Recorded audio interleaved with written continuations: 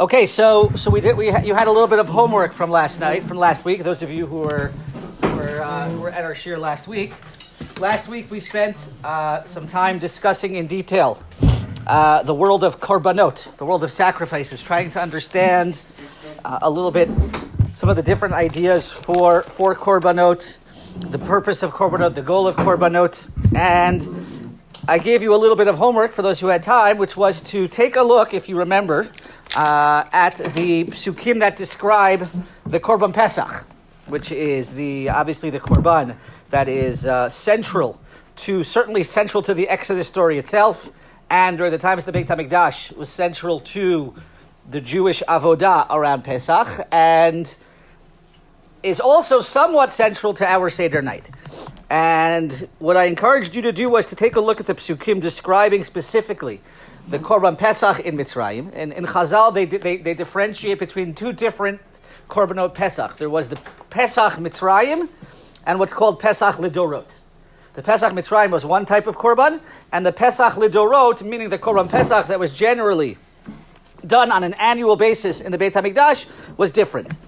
And the question that I posed was, if you look at the psukim describing the Korban Pesach in Mitzrayim, the question was, is it or how is it similar or dissimilar to classic Korbanot as we generally understand them?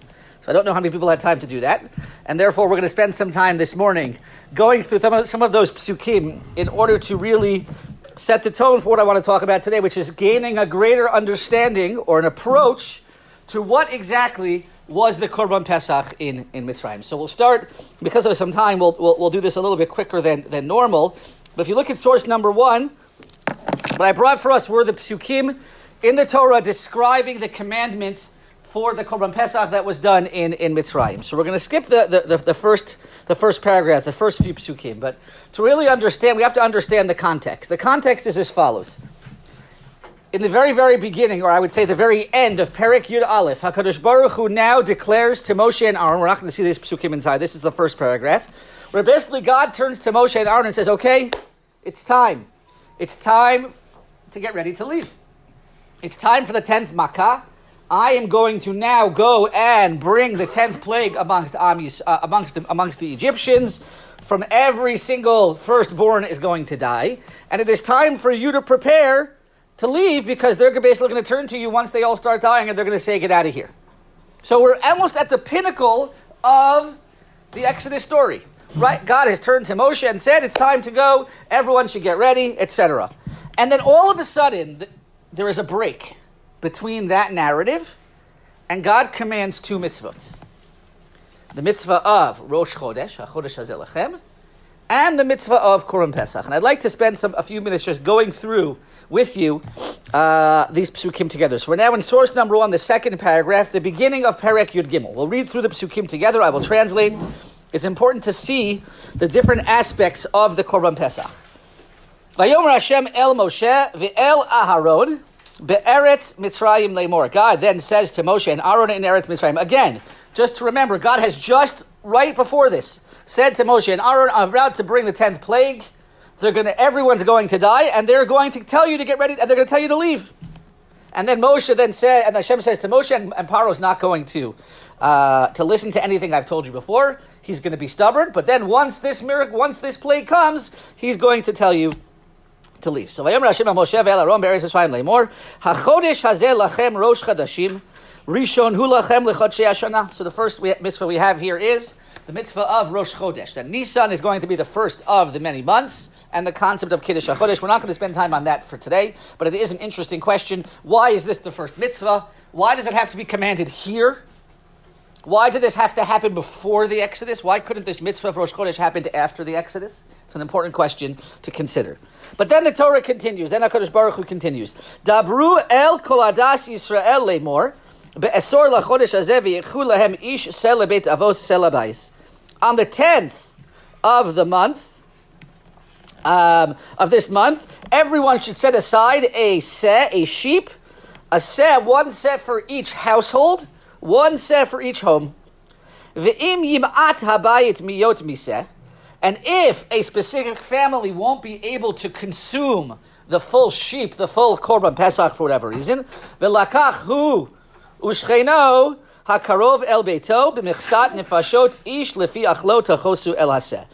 Each family is meant to consume the Korban Pesach, and if your family is small, that they won't be able to consume the entire Korban Pesach, then one family can join with their neighbors, and everyone should take part and basically should be a part of eating this meal on Pesach night.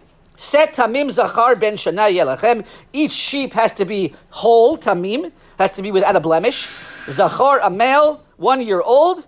Min ha-kvasim umin ha-izim tikacha. You should take it from one of the sheep and one of the goats that you have. V'haya lachem l'mishmeret ad arba'a asar yom lachodesh. You're supposed to take it on the 10th of the month. You're supposed to watch it, observe it, make sure that it's set aside from the 10th until the 14th of the month. On the 14th of Nisan, V'shachatu oto, you should slaughter it. Kol kahal adat Yisrael bein harbayim. Towards the afternoon, evening, everyone should slaughter their animal. V'lachu min hadam, you should take from the blood of this animal. V'natnu al shtei hamizuzot v'al hamashkof. You should put it on the two, on the doorway, on the three parts of your door, the lintel, and forgive me, I don't remember the different words, but the side post, and then the middle post, the lintel in the middle. Put the blood on all aspects. Thank you. Ala batim asher yochlu oto behem. Wherever you're sitting and consuming this Korban Pesach, you should put blood on the outside of the home. Ve'achlu et habasar balayla hazeh. You should eat the meat of this korban. Tzli eish umatzot al mirorim yochluhu. You should eat it roasted together with the matzah and the maror. You should consume this animal. Al tochlu mimenu. There's a lot of important details here, and some of these details are going to be very important, so pay attention. Al tochlu mimenu na. You can't eat it raw. Uvashel mivushal b'mayim. And you should not cook it in water. Ki im tzli eish. Rather, the way that the Korban Pesach needed to be cooked was it needed to be roasted over the fire. Rosho al kira'av v'al kirbo. Its head needs to be together with its innards and with all the other aspects of the animal.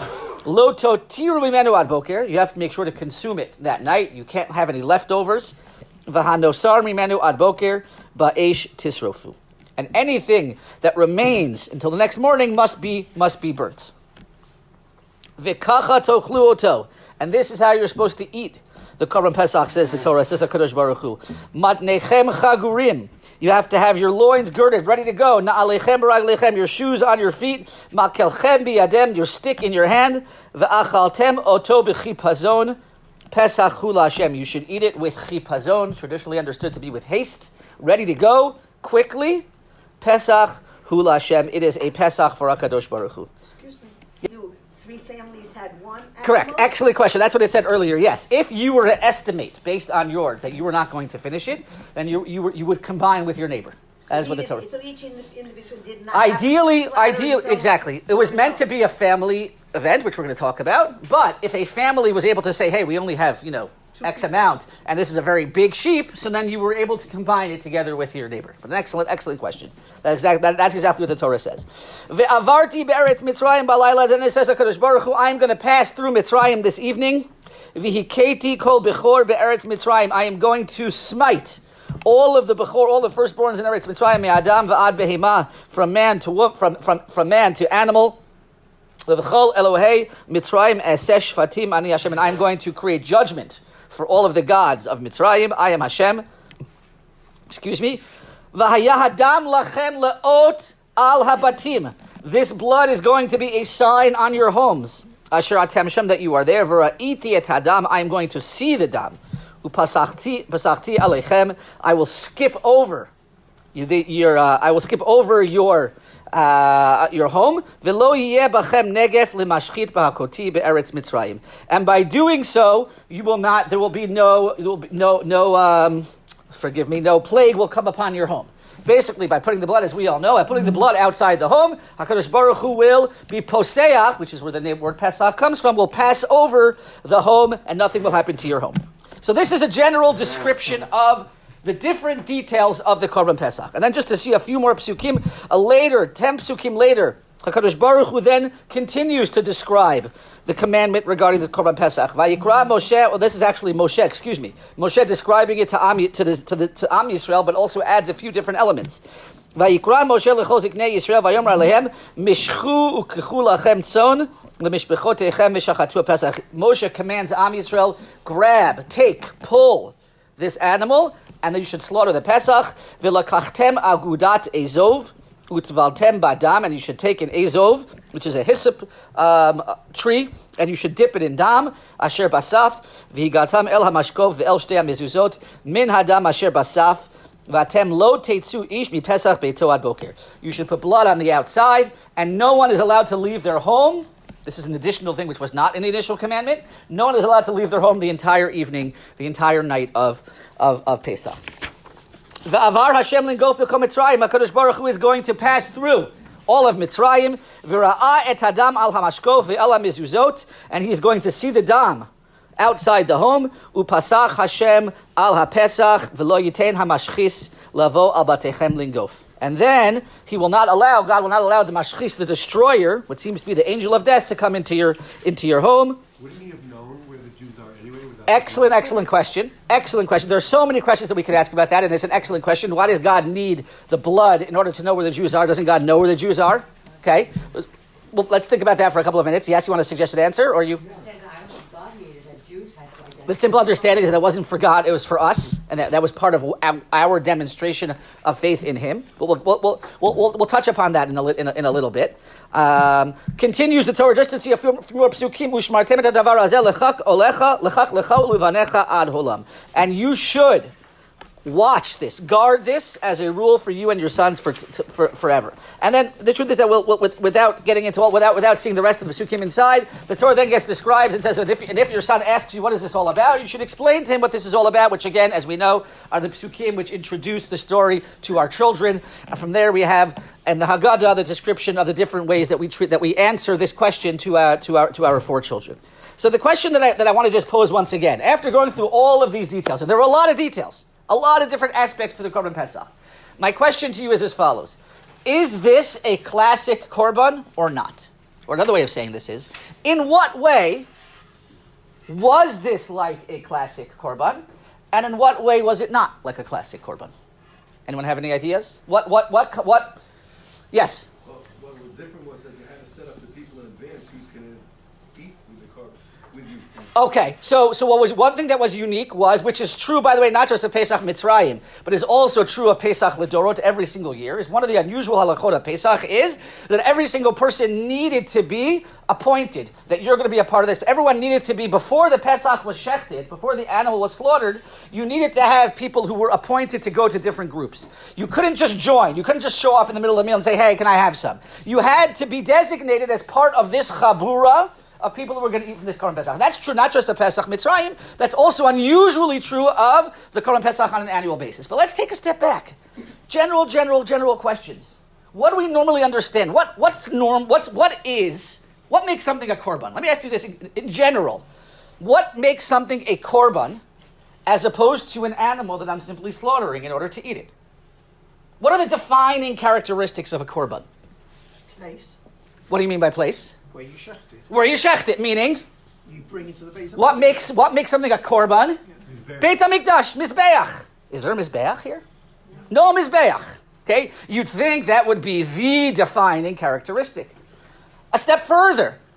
Not just where you are, what acts in the Beit HaMikdash are the acts that make something a korban generally? The Kohen doing what?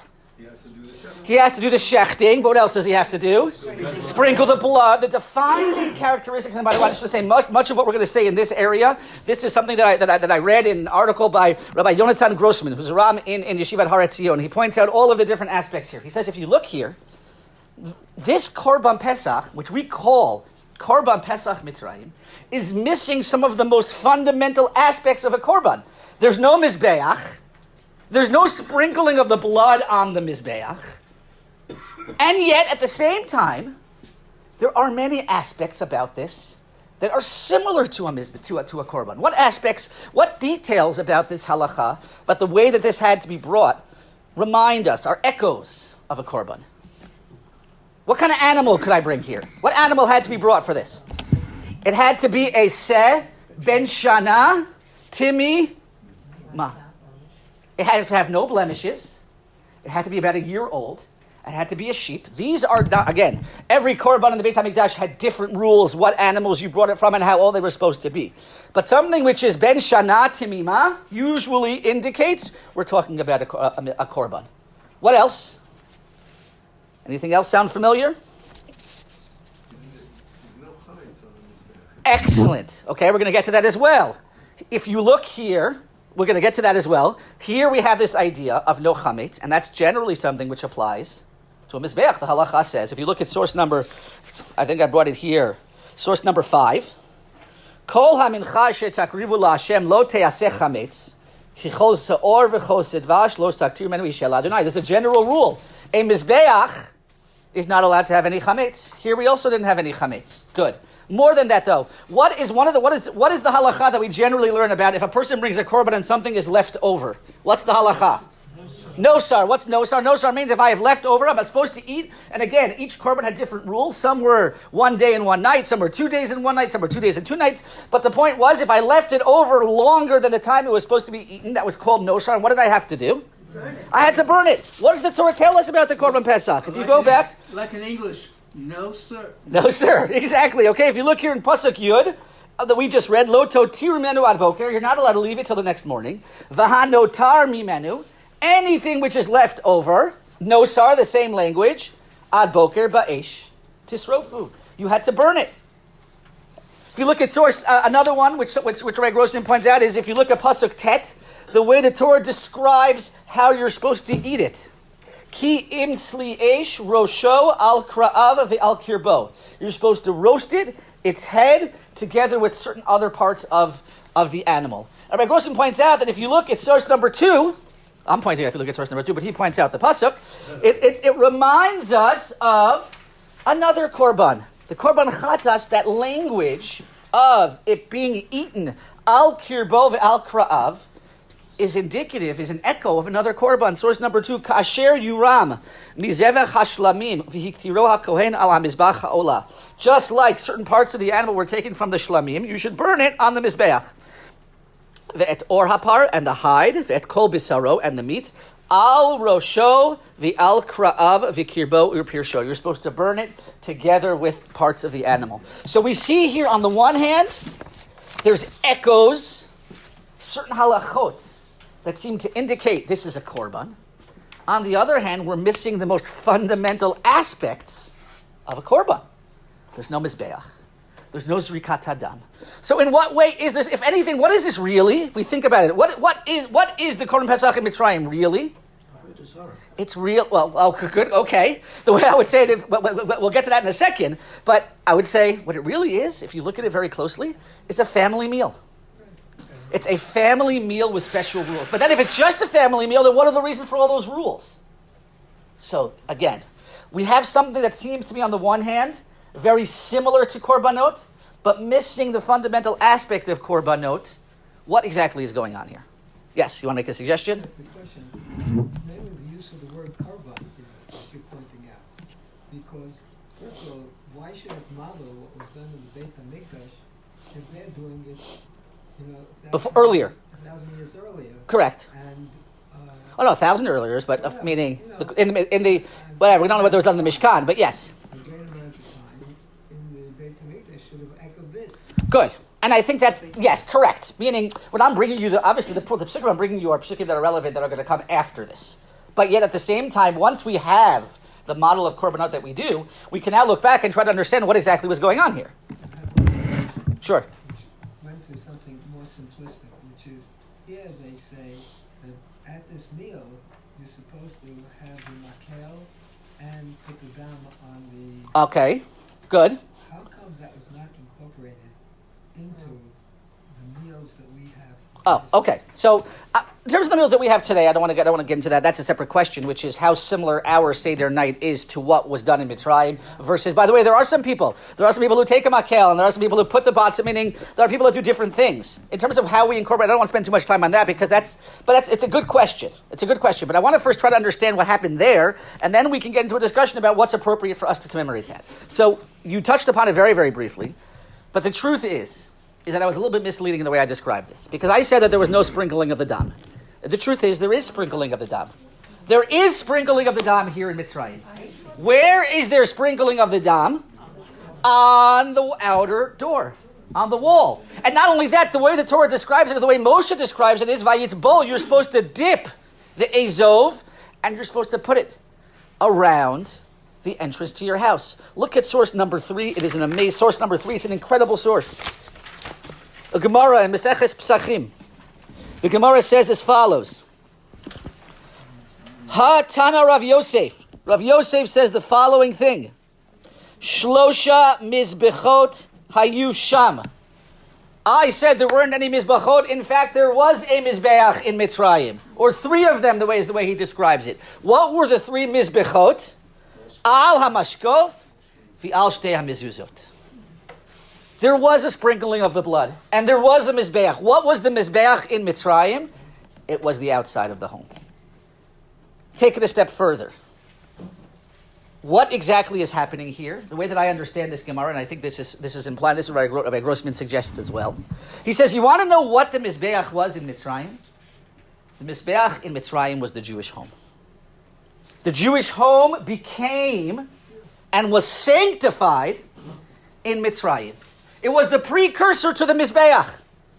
And that's why there are so many echoes to a Korban, because this was a Korban. This was a Korban before the Jews ever became a full nation and had a Mishkan and had a Beit HaMikdash. They had the Jewish home. And the home was sanctified through this entire process. So this connects a little bit to why did they need to do this? Didn't God know what it was? So part of the issue is going to be, no, this needed to be done for OUisrael. This needed to be done, this act of dedication, this act of, I would say, sanctification of the Jewish home, needed to be done for us, for ourselves, and to demonstrate outwardly our dedication to HaKadosh Baruch Hu. And when a God saw that, then he skipped over the home. Of course, HaKadosh Baruch Hu knew which home it was going to be. But I want to take it a step further. There are other similarities, and once we understand that the home or the Jewish home becomes the Mizbeach, then we can understand other aspects of this Korban Pesach. For example, if you remember, we saw in Pasuk. Forgive me. Let me just find the right Pasuk. In Pasuk Chav Bet that we read earlier, there was a halacha that no one was allowed to leave the home the entire night of Pesach night. Now, normally we understand that to be because it was dangerous, and if we go outside, anything could happen. Right? Chazal say that there was the mashkis that was around, and anyone who stepped out of the home, you were free game. From a halachic perspective, if we understand that the home was the mizbeach, was the area within which the korban is going to be brought, it takes on tremendous significance. There is a halacha when it comes to korbanot, which is that there's something called shchutei chutz. Shchutei chutz means that once an animal has been sanctified to be a korban, it is not allowed to be taken out of the Beit HaMikdash, the area of Yerushalayim. So when the person was told don't leave, why was he told don't leave? Because that would act on some level a form of shchutei chutz. You had to stay within the confines of your mizbeach, which in this home in Mitzrayim was the Jewish home. Another detail somebody pointed out was the idea of chametz. There is a halacha that the mizbeach is not allowed to have chametz on it. Here, why did we have to get rid of chametz in the entire Jewish home? And then echoes of that continue until today. Because our home was that mizbeach. Our home was that area, was that altar. And therefore we had to treat it like a mizbeach and get rid of all chametz that was present within the home. And echoes of that are what we commemorate. And as we're thinking, and again, we're all in the throes of pre-Pesach cleaning and the annoyance and the frustration and everything. Keep in mind that on some level, the original part of that was because of the sanctification of the home. Was because the home becomes a Jewish a mizbeach. The home becomes an altar. We're sanctifying our home. And one of the ways that we express that, one of the ways they expressed that in Mitzrayim was by getting rid of the chametz. And one of the ways that we continue to express that is by getting rid of the chametz today as well. Another halacha we notice is that the halacha is how are you supposed to cook this animal? You're supposed to roast it. Tzli esh al morim yochluhu. The mizbeach in the Beit HaMikdash, how was everything cooked? Roasted. There was an altar, there was a fire, and everything was roasted. So once we understand that the home now becomes the mizbeach, many other aspects of this Korban Pesach are better understood and become more significant. And so just to understand now, what we basically suggested is that the Korban Pesach in Mitzrayim was a unique Korban. There was no Beit HaMikdash, there was no Mishkan, but there was a Mizbeach. And that Mizbeach was the home. And what that shows us is that the Jewish home, as OUisrael are preparing to become a nation, this Jewish home becomes, just for 1 second, becomes sanctified in a halachic sense, but if we think about it, take a step back, there's tremendous significance here. Why is it that HaKadosh Baruch Hu would want us to do this? What's the significance of sanctifying the Jewish home? And I would even say that I would even take it a step further. Why did this have to happen right now? Okay, so this is another question that people pose. The whole thing with the Korban Pesach. Again, there's lots of different approaches to the Korban Pesach, and there's many aspects to it. But if it's all about the sanctification of the Jewish home, why couldn't they just leave Egypt? Get out of there. And then we said, Kadosh Baruch Hu, whatever you want us to do, we'll do. We'll bring it. We'll bring this Korban. We'll bring that Korban. And as we pointed out, it's not just that it has to happen before they leave Egypt. It's happening right before. It's almost as if God interrupts the entire narrative of the 10th plague of Makat Bechorot and says, you got to do the Korban Pesach. Why is the Korban Pesach such an important step that has to take place before they leave Egypt? Why couldn't it be something that, wouldn't it be easier to just be like, okay, Kadosh Baruch Hu, we'll do whatever you want. You want to give us Rosh Chodesh, you want to give us this, just take us out first. Get us out of here, and then we'll do what needs to get done. So we could raise that question, and I would even pose it in a different way. Another way of asking this question is a question that my father asked. He said, think about what we commemorate on Pesach night.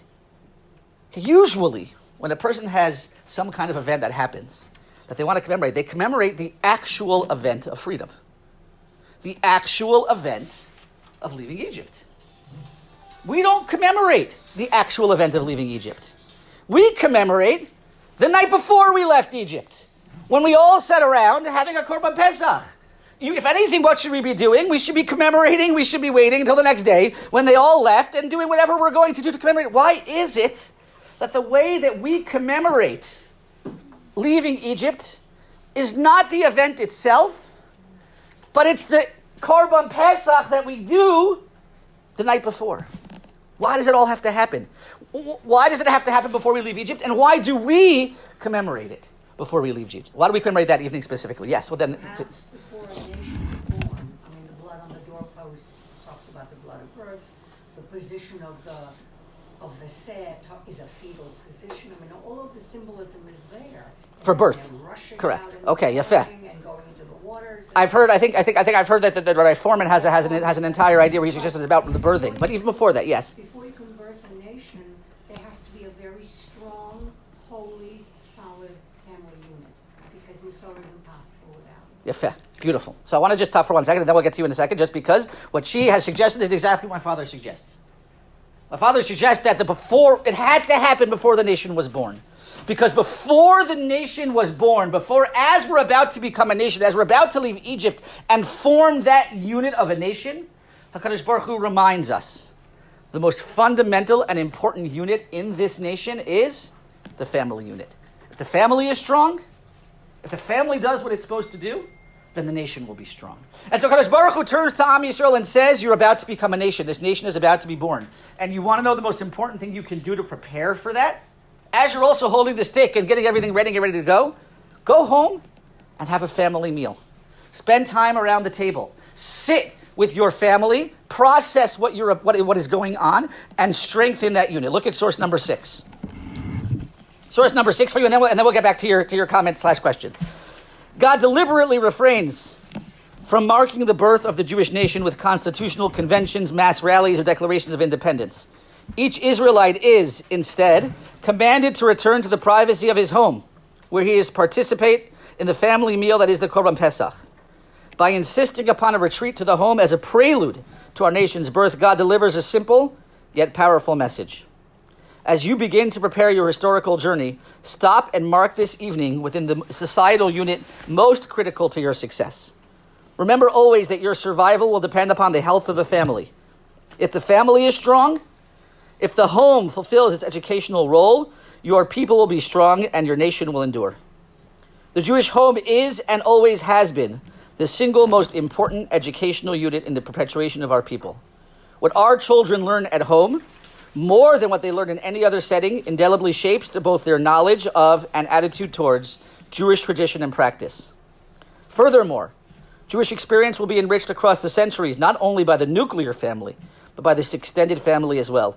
God therefore insists that the Korban Pesach shall be for each father's house. It says Sela Beit Avot and Sela Bayit. So Chazal say that Sela Beit Avot means a larger family, the extended family, and Sela Bayit refers to the nuclear family. But that impact is still true as well. And I want to just add that this theme, the importance of understanding the family unit as the building block to everything, is something that is highlighted in another aspect of our Torah that my father points out as well. My father notes at the end of Sefer Bereshis in his book, he says, why is it that the Jewish people had to begin twice? Right? This is Rashi's question. This isn't a question that we don't know, a familiar question. Rashi asks, why does if the Torah is just a book of mitzvot, why didn't they just start with the mitzvot? Why do we have all of Sefer Bereshit? And Rashi gives his answer. Ramban gives another answer that comes to talk about the idea. Well, Rashi says it's to remind us that this is our land, that God gave it to us. The Ramban says it's that the creation of the world is a history of understanding everything. It's the foundation of our emunah, Kadosh Baruch Hu. And the truth is that if we go through Sefer Bereshis, we can see a myriad of lessons that we learn from Sefer Bereshit. And I think most of us would agree that Sefer Bereshit plays an integral role in understanding and shaping our understanding of our Judaism. But at the same time, the fundamental question is this. Judaism almost begins in two stages. You have the avos, and you have the entire stage of individuals that become a family. And then you have Sefer Shemos with the beginning of a nation. Why did we have to begin in almost two stages? And the suggestion my father said is that one of the lessons we learn from Sefer Bereshis, the messages, overarching messages of Sefer Bereshis, is that before we became a nation, we had to be a family. Look at source number 7. Again, I skipped a little bit here because it was a long essay, but I just wanted to bring some of the extras because I think it's a very important part. Why does the Torah include the story of the patriarchal error? Why not begin, as the first Rashi suggests, with the national period of Jewish history? And yet, one can't help but wonder if there isn't perhaps something more lessons to be learned, not only from the specific stories of the patriarchal era, but from the very existence of this introductory period itself. One can't help but wonder why God would choose to begin Jewish history twice. The patriarchal era establishes the importance of the Jewish family and home. In a very real sense, this introductory period of Jewish history can be seen as a journey towards one specific moment, the moment when Yaakov lies on his deathbed surrounded by his children. Unlike Avram and Yitzchak, each of whom had progeny who were lost to Jewish history. I apologize, I think mine got cut off. Can I just read this? I'll just 1 second. I'll give it back to you in a second. Yaakov now knows that all of his children intend to follow in his ways. After 3 generations of struggle with outside influences and internal turmoil, the Hebrew family is finally whole. The patriarchal era can now safely end. The journey of the patriarchal households to that moment teaches us that before we could become a nation, we had to be a family. The home centrality finds its roots in the earliest moments of our people's story, in the journey of the patriarchal era, centuries before our nation is created. And so that message that we had to be a family before we became a nation is why HaKadosh Baruch Hu turns to the nation and says, before you exit Mitzrayim, the night before, in the midst of the drama, the unfolding drama of the Exodus, before you leave, we ask the question, why did this have to happen before? Why couldn't it happen right afterwards? Take us into the desert, tell us what to do, and we'll do it. The answer is no. This was a crucial message that HaKadosh Baruch Hu had to give the nation.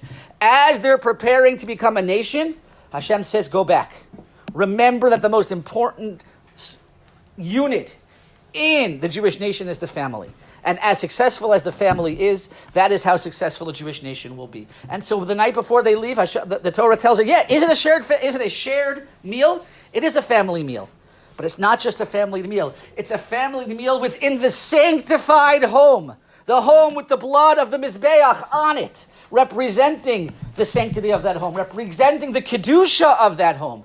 And it is through that the nation truly understand that the family is the most important unit in the home. That also explains for us, by the way, why we, in our own homes, we don't just commemorate the actual Exodus, we commemorate the night before.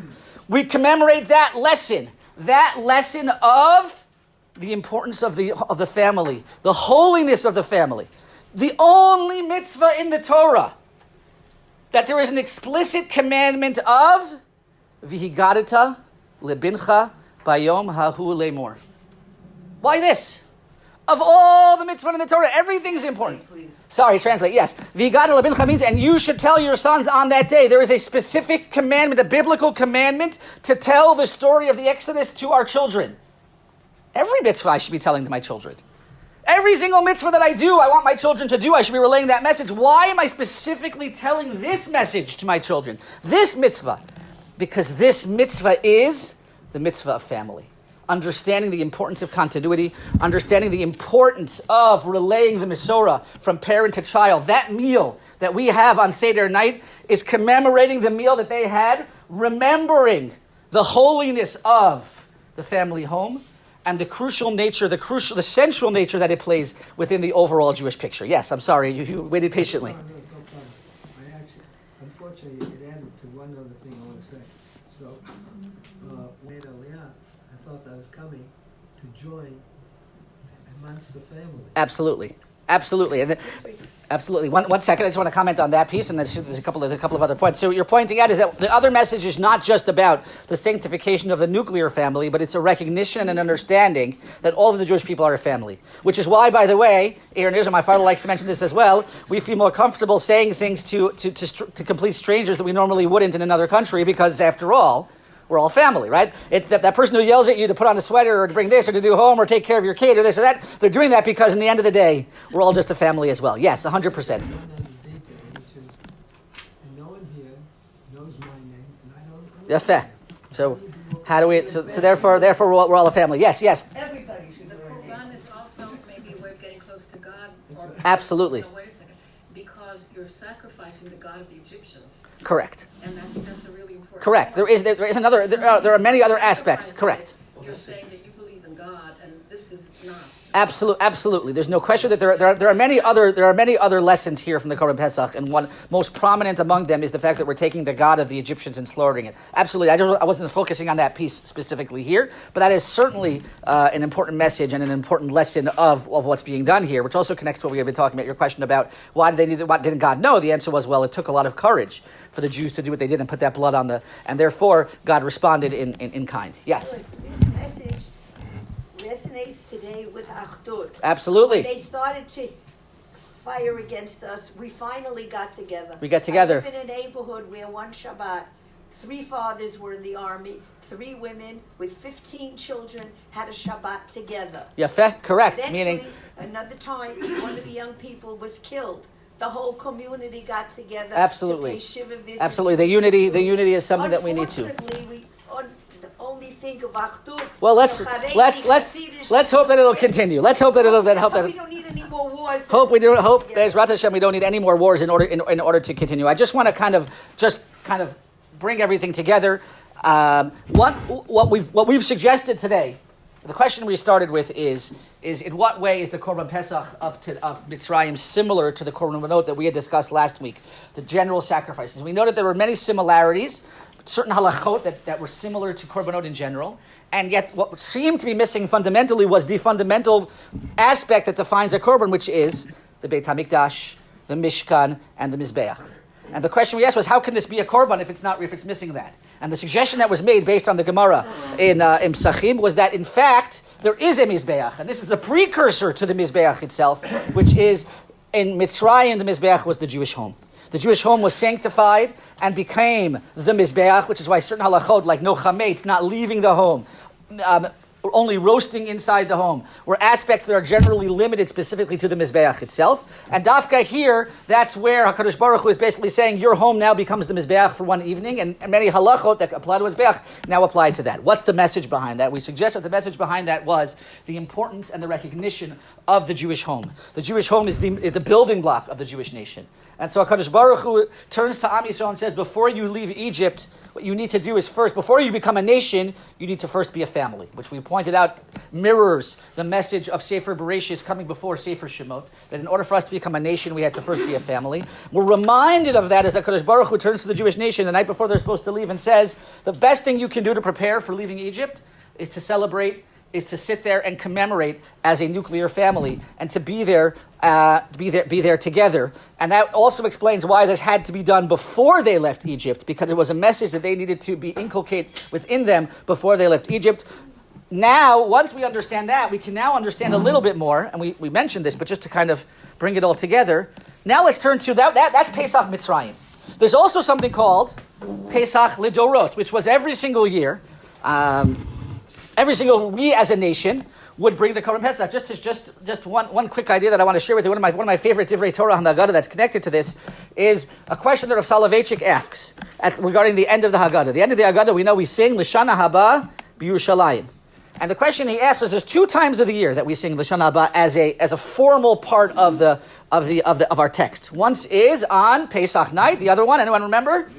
Ne'ilav Yom Kippur. Why those 2? So Rav Soloveitchik suggested that because there are 2 days of the year that were fundamentally altered once the Beit HaMikdash was destroyed. That without the Beit HaMikdash, the way that we celebrate or commemorate those 2 days are fundamentally different. What are those 2 days? Yom Kippur and Pesach. Yom Kippur, in the times of the Mishkan and times of the Beit HaMikdash, everything was surrounded the Avodah and the Beit HaMikdash. Of course, it was a day of tefillah, but it wasn't just a day where we all went to our own shuls. It was all the avodah of the Beit HaMikdash. Pesach night, the Seder that we have, was fundamentally different because it involved the Korban. It involved so much more. And therefore, says Soloveitchik, these are the 2 nights when we miss the Beit HaMikdash the most. When we miss the rebuilding of the Beit HaMikdash, and therefore, it pushes us to sing L'Shana Haba B'Yerushalayim HaBenuya. So just to...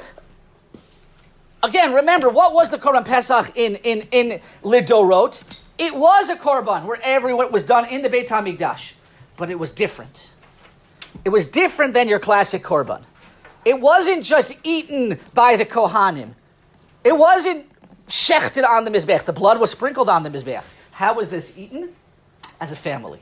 So you have the echo of Pesach Mitzrayim coming together with the standard Korbanot, creating a very, very unique type of Korban. The Korban Pesach, as observed in the Beit HaMikdash, was fundamentally different than all other Korbanot. All other Korbanot were brought for different, and were done in very, very unique ways. Had to be, and some of it was eaten by the Kohanim, some of it was burned on the Mizbeach. Here, the blood was sprinkled on the Mizbeach, and everything was eaten. That aspect of sanctifying the home, of eating as a family, again, it wasn't done in our homes, our physical homes, because we all had to come to Yerushalayim to bring it to them. But you had almost a hybrid of Pesach Mitzrayim and classic Korbanot coming together and being observed around Yerushalayim, sitting as a family, commemorating everything that's happening, while also making sure to incorporate the aspects of classic Korbanot in the Beit HaMikdash. And Seder night, why is it, as we all know, it's no coincidence that Seder night is one of the most familial types of evenings of the entire night. It all comes back to this. It all comes back to Leil HaSeder was a night where the family was sanctified. Leil Mitzrayim was the night when the family was sanctified. The importance and the crucial nature of the building blocks of the Jewish home were established. And that is why there is a mitzvah, he got it to Leviticus, that you should tell your child, there is a mitzvah where God commands us, sit around the table and pass this along. Because there is no greater way to continue the family and national tradition than to sit around as a family and commemorate what was a holy family meal within the context of a holy home. So Be'ezrat Hashem, this year, as we sit there, as we continue to clean for Pesach and deal with all the details and all the things we need to do, remember that this is all not just preparation of just, getting rid of the chametz. We're sanctifying our homes. We're getting our homes ready for an evening that is holy within a family, together with a family of holiness, and hopefully marking that in a meaningful way. Wishing everybody a wonderful rest of the week and a Chag Kasher V'Sabeach.